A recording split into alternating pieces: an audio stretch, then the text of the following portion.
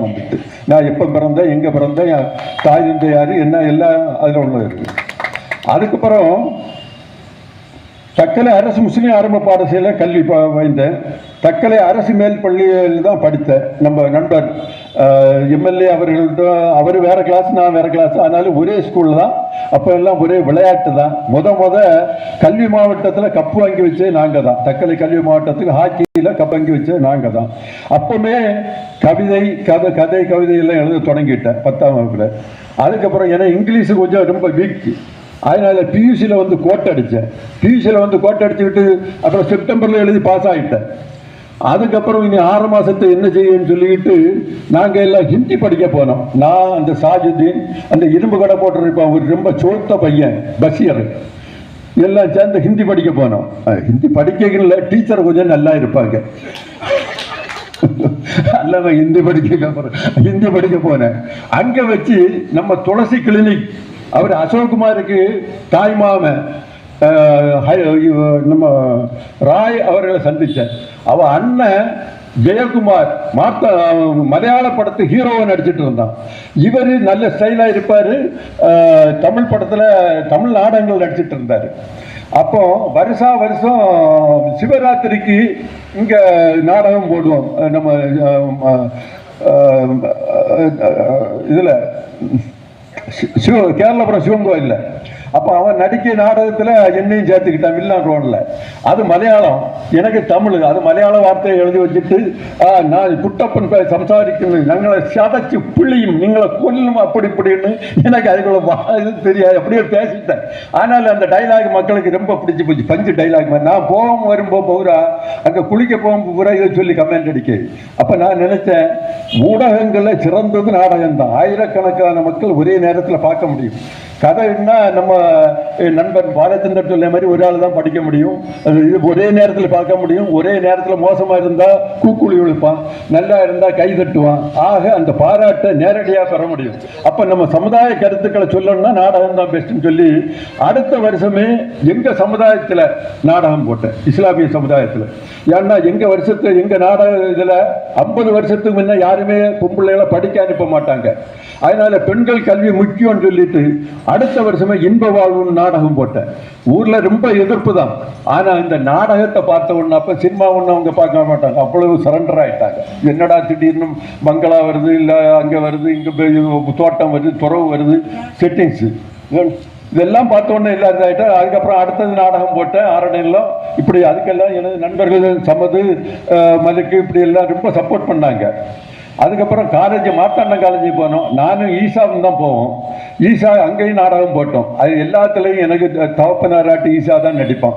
அங்கேயும் ஆமாம் நடித்தான், ஊர்லேயும் தவப்பனார் தான் நடித்தான், ஒரு காட்ஃபாதர் மாதிரி. அப்போ நிறைய நாடகம் நடித்ததுனால 1973 என்ன செக்ரட்டரியாக தேர்ந்தெடுத்தார், கவின் கலை செயலாளர். இதுதான் ரெக்கார்டுக்கெல்லாம் உள்ளது. மார்த்தாண்டம் காலேஜில் ஒரு கிறிஸ்டியன் காலேஜில் ஒரு இஸ்லாமியன் செக்ரட்டரியாக தேர்ந்தெடுத்து, அதுதான் முதல்ல. அப்போ அங்கே அதுக்கப்புறம் போலீஸ் டிபார்ட்மெண்ட்டில் சேர்ந்து அங்கேயும் வருஷம் நாடகம் தான். ஆனால் போலீஸ் டிபார்ட்மெண்ட்டில் சேர்ந்து நான் நாடகம் நடத்தால் நான் ஒரே எஸ்ஐ தான், பல ஆட்கள் கிடையாது. அதனால நான் தான் எல்லாம் பார்க்கணும். இதை மாதிரி ரவுடிகளை உருவாக்கிட்டு சுட்டுக்கொள்ளே இல்லை, ரவுடிகளை முளையிலே கிள்ளியாருன்னு எந்த பெட்டிஷன் வந்தாலும் உடனே போனா அவங்க ரவுடி ஆக மாட்டாங்க. அதனால அந்த இதை வந்து நான் எந்த ரவுடிக்குமே ரவுடி சீட்டு 35 வருஷத்துல யாருக்குமே ரவுடி சீட் ஓப்பன் பண்ண இல்லை. நான் உடனே போவேன், அது செட்டில் பண்ணும், அதோட தீர்ந்து. பின்னால விட்டாதான், வளர விட்டாதான் அவங்க ரவுடி ஆவாங்க. அப்படி போலீஸ் டிபார்ட்மெண்ட்ல இங்கே குளச்சல் எஸ்ஐயா இருந்தேன், கருங்கல், திருவட்டார், இங்கெல்லாம் எஸ்ஐயா இருந்தேன். கடைசியில் பிஆர்எஸ் அங்கே போலீஸ் ட்ரைனிங் காலேஜில் இன்ஸ்பெக்டர் ப்ரமோஷன் அங்கே போய் அங்கே 2010 இது பண்ணேன், முடித்தேன், சர்வீஸை முடித்தேன். அதில் அதுக்கப்புறம் இந்த நம்ம குமரி முத்தமிழ் மன்றம், ராகவந்த நற்பணி இயக்கம், இப்படி பல மன்றங்களில் இருந்து கலைப்பணியும் சமூக பணியும் தான் ஆற்றிக்கிட்டு வரேன். என்னுடைய வாழ்க்கையை அப்படி ஓட்டிட்டு வரேன். ஆமாம், இதில் எல்லாரும் என்ன, ஒரு சில ஆட்கள் பல சோதனைகள் அது இதெல்லாம் அந்த எதிர்ப்புகள் வந்து துரோகங்கள் வந்து எல்லாத்தையும் நான் இது பண்ணேன். ஏன்னா நான் 3 இயல் இசை நாடகத்தில் எல்லாத்துலேயுமே புக் எழுதியிருக்கேன். ஆனா இப்ப என்னுடைய லைஃப் ஹிஸ்டரியை எழுதிட்டு இருக்கேன். என்னுடைய லைஃப் ஹிஸ்டரி ஏதோ பிறந்தேன், வேலைக்கு போனேன், சாப்பிட்டேன், இறந்தேன்னு இல்லாம அதை கடவுள் சுவாரஸ்யமா ஆக்க வேண்டி பல துரோகங்கள், பல எதிர்ப்புகள், பல சவால்கள், பல நட்புகள், இது மாதிரி எல்லாம் எனக்கு 200 பக்கத்தை தாண்டி அந்த லைஃப் ஹிஸ்டரி அன்பை தேடின்னு சொல்லிட்டு ஒரு இதை நான் எழுதிட்டு இருக்கேன். அதனால என்னுடைய உறவுகளை விட்டு தான் நான் ஒதுங்கி இருக்கேன். உறவுகள் என்ன விட்டு ஒதுங்கல. இன்னைக்கு கூட எனக்கு பேத்தியாரு வெளிநாட்டில இருந்து வந்தாங்க. இருந்தாலும் நான் உறவுகளை விட்டு எல்லாம் கலைக்கு ஒரு முக்கியத்துவம் கொடுக்கேன் நான். ஏன்னா கலைஞர்களுக்கு உதவி செய்யணும். கலைஞர் ஏன்னா வேற யாருக்காவது ஒரு பிச்சைக்காரன் ரூபாய் கொடுத்து பாருங்க, உதவி செய்து பாருங்க, அவன் பிராந்தி கடையில் போய் நிற்பான் சாயங்காலம். ஆனா ஒரு கலைஞன் அவன் தன் உடலை வருத்தி உங்களது மகிழ்ச்சியை உருவாக்கக்கூடியவன் கலை. அதுக்கு வேண்டி ராத்திரி அவன் அரச வேஷம் போட்டுக்கிட்டு மேடையில் நடிச்சிட்டு இருப்பான். அவன் பிள்ளைகள் கஞ்சி குடிக்காம தகப்பனார் வருகைக்கு வேண்டி காத்துக்கிட்டு இருக்கும். இதுதான் கலை. ஆக அந்த கலைஞர்களை ஊக்குவிக்க வேண்டும் என்ற எண்ணத்துல தான் நான் செயல்பட்டு கொண்டிருக்கேன். இது கடவுளும் எனக்கு ரொம்ப துணை நின்றுகிட்டு இருக்காரு. மார்த்தாண்டம் காலேஜில் ஒரு செயலாளராக்கி வச்சாரு. அது மாதிரி நாடகம் நடிச்சிட்டு இருந்த என்ன சினிமால விஜய் சேதுபதி கூட சினிமா நடிக்க வச்சாரு. அது மாதிரி பாடல்கள் எழுதின என்ன பாடக நாட்டம் ஆக்கி வச்சாரு. அது மாதிரி என் குடும்பத்தில் உள்ள பல சிக்கல்களையும், ஏன்னா பணம் இல்லாத நேரம் என் மூத்த மகளுக்கு இடத்தை கொடுத்து அவங்க வேங்கல பணம் வேணும்னு கேட்டாங்க. உடனே ஒரு 3 வருஷத்தை பணம், ஏன்னா இடையில ஒரு சம்பவம் நடந்த டிஸ்மிஸ் ஃப்ரம் சர்வீஸ் அந்த கேஸை முடிச்சு அந்த 3 வருஷத்தை பணமும் அந்த டைம்ல கடவுளா தர வச்சதுனால தான் என் மூத்த மகளுக்கு கொடுக்க வந்து. இளைய மகளுக்கு அதை விட மிச்சம். ஏன்னா கொஞ்சம் குடும்ப சலசலப்புல நாங்க இருந்தோம். ஜுவல்ஸ் வேங்கல விடிஞ்சா கல்யாணம், நாளை கல்யாணம். இன்னைக்கு அந்த திருமண அலைச்சல நான் மத்தியானம் போய் சகோதரி வீட்டில் படுத்துட்டேன். ஜுவல்ஸ் பேங்க்ல பணம் கிடக்கு, லட்சக்கணக்கான பணம் மெர்கண்டைல கிடக்கு, ஸ்டேட் பேங்க்ல கிடக்கு. திடீர்னு 3 மணிக்கு போல ஒரு மழை, எழும்பி பார்க்க மணி 3:30. அப்ப என்ன செய்ய, எழுப்பி ஓடி வழியில ஒரு பைக்கை மறைச்சு இங்க பேங்க்ல அந்த ஃபார்மை ஃபில்அப் பண்ணி கொடுத்துட்டு அங்கிருந்து ஆட்டோவை பிடிச்சிட்டு ஸ்டேட் பேங்க்ல போறேன். அங்க கதவு பூட்டியாச்சு. அந்த செக்யூரிட்டி என்ன கண்டவனு சல்யூட் அடிச்சுக்கிட்டு சரி கதவை திறந்து விட்டான்.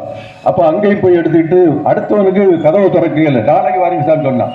ராத்திரி இதெல்லாம் முடிச்சு மேரேஜ் இது நடக்கு. அன்னைக்கு ராத்திரி தான் மோடி அவர்கள் 10 நாள் வங்கி விடுமுறை, 1000 ரூபாய் செல்லாது, 500 ரூபாய் செல்லாது என்று இல்லையா அந்த மோசமா அந்த இது அறிவிச்சாரு. இப்படி பல புரோதம் ஆமா, இப்படி பல சோதனைகளிலும் இறைவன் என்னை காப்பாற்றி கொண்டிருக்கிறான். இப்போதும் இறைவன் என்னுடன் தான் இருக்கிறான். நான் எங்கும் தேடி போகல. நான் பள்ளிக்கு போக மாட்டேன். இப்போ அவருக்கா வாரத்துக்கு ஒருக்கா தான் போவேன். அதனால நான் எப்போ என்னுடன் இறைவன் இருந்து என்னை காத்து கொண்டிருக்கிறான். அதனால இலக்கியத்திற்காக நான் என்ன செய்யணுமோ நிச்சயம் செய்வேன் என்பதை சொல்லிக்கொண்டு வாழ்த்திய அனைவருக்கும், அனைத்து நல்ல உள்ளங்களுக்கும் நான் நன்றி கடன் பட்டுள்ளேன். அவர்களுடைய நிகழ்ச்சிகள் நான் நிச்சயம் கலந்து கொள்வேன். என்னால் முடிந்த அளவு நான் இலக்கியத்துக்கு பாடுபடுவேன் என்று சொல்லிக்கொண்டு எங்களுக்கெல்லாம் வழிகாட்டியாக இருந்த லாசர் அவர்கள் இந்த விழாவிற்கு மிகுந்த நேரம் ஆனாலும் காத்திருந்து அவர்கள் இந்த விழாவை சிறப்பித்தார்கள். அவர்களுக்கும் தனியொருவனாக நின்று செயல்பட்டு கொண்டிருக்கும்